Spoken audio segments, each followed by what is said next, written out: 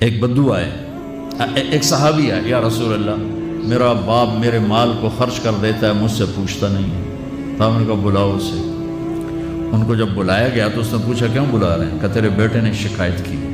تو ان کو اتنا دکھ ہوا، انہوں نے چند اشعار پڑھے دلی دل میں، زبان پہ نہیں دلی دل میں، اور مجلس میں آ گئے۔ جب پہنچے دربار رسالت تو جبریل آئے ہوئے، یا رسول اللہ، اللہ تعالیٰ کہہ رہے ہیں اس کا مسئلہ بعد میں سنیں، اس سے کہیں وہ شعر سنا جو تو نے بیٹے کے گلے میں کہے ہیں، اور اب تیری زبان سے ادا نہیں ہوئے پر تیرے اللہ نے سنے۔ تو آپ نے اس سے فرمایا اچھا بھائی تیری گل تو میں بعد میں سنوں گا، تو پہلے میں نے شعر سنا۔ انہوں نے کہا اشہد انک رسول اللہ، میں گواہی دیتا ہوں آپ اللہ کے رسول ہیں۔ یا رسول اللہ میں نے دکھ میں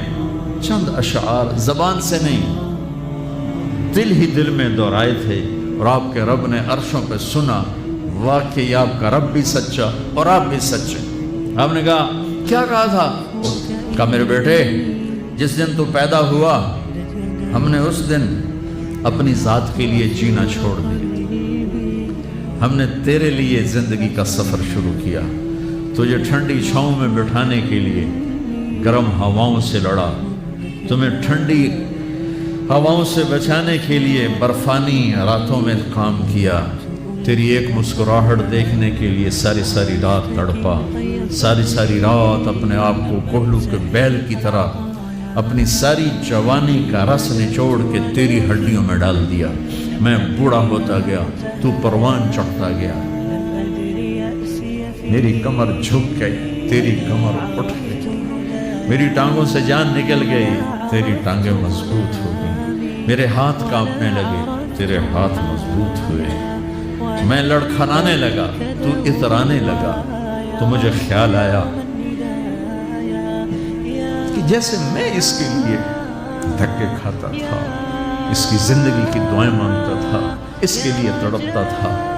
چلو آج میرا یہ سہارا بنے گا۔ لیکن جب تجھ میں جوانی کی لہر دوڑی اور مجھے بڑھاپے نے کھا لیا، جب جوانی میں تجھ میں رنگ بھرا اور بڑھاپے نے میرے رنگ چھین لیے، جب جوانی تجھے سیدھا کیا، بڑھاپے نے مجھے ٹیڑھا کر دیا،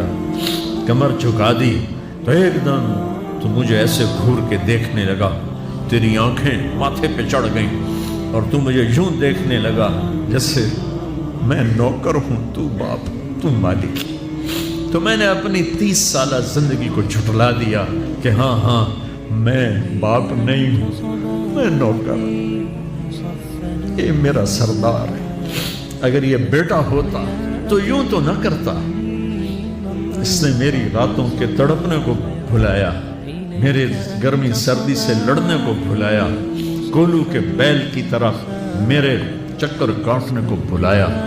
اپنی خوشیوں کو دفن کر دیا اپنے سینے میں، قبرستان بنا دیا اپنے سینے کو، اپنی خواہشات کا اور اپنی خوشیوں کا، اور آج تو مجھ سے ایسے بات کرتا ہے جیسے میں نوکر ہوں اور تو میرا آقا ہے۔ اچھا میرے بیٹے میں نوکر سہی، تو سب، پر میں تیرا پڑوسی، تو بندہ پڑوسی سے پوچھ ہی لیتا ہے کیا حال ہے، کوئی ضرورت تو نہیں، اتنا ہی پوچھ لیتے۔